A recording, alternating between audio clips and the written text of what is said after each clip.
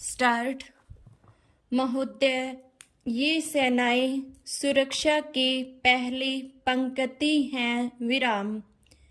इन्हें ही हमले का सामना करना पड़ता है। विराम। ये कैसी बनी रही हैं। विराम। इनका आधार क्या होता है। विराम। जैसे जैसे थल सेना, नौसेना और वायुसेना ज़्यादा से ज़्यादा तकनीकी होती जाती है, वैसे वैसे देश का औद्योगिक और प्रौद्योगिक आधार महत्वपूर्ण होता जाता है। विराम।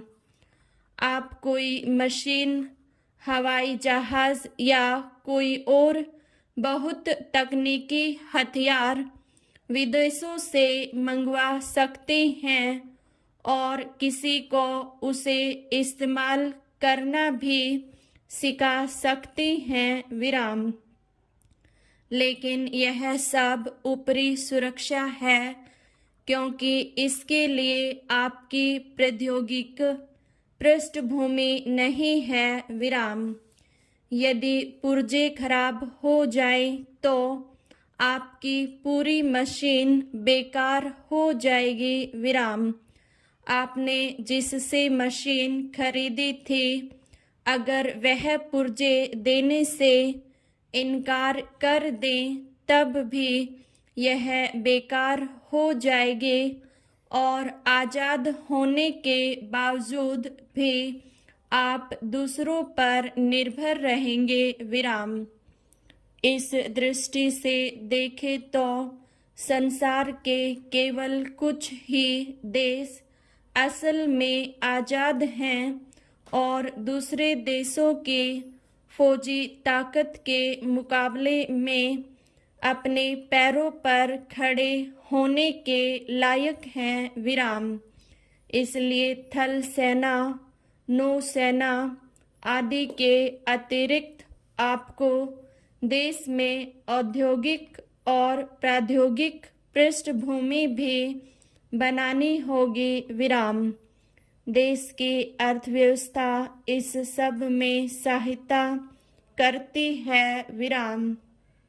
यदि किसी देश की अर्थव्यवस्था मजबूत न हो तो वह देश कमजोर पड़ जाता है। विराम।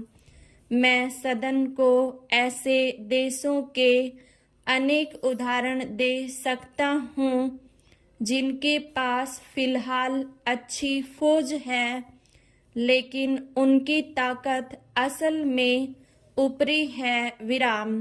कारण यह है कि उनकी फौज अनेक बाहरी चीज़ों पर निर्भर है। विराम। जैसे विदेशी मशीनें, विदेशी अर्थव्यवस्था, विदेशी सहायता आदि। विराम। ऐसा देश लाजमी तौर पर पराधीन होता है, चाहे आज़ाद कहलाता हो। विराम। सुरक्षा में सेनाओं के साथ साथ आपकी औद्योगिक और प्रौद्योगिक पृष्ठभूमि, देश की अर्थव्यवस्था और लोगों का मनोबल भी शामिल होता है। विराम।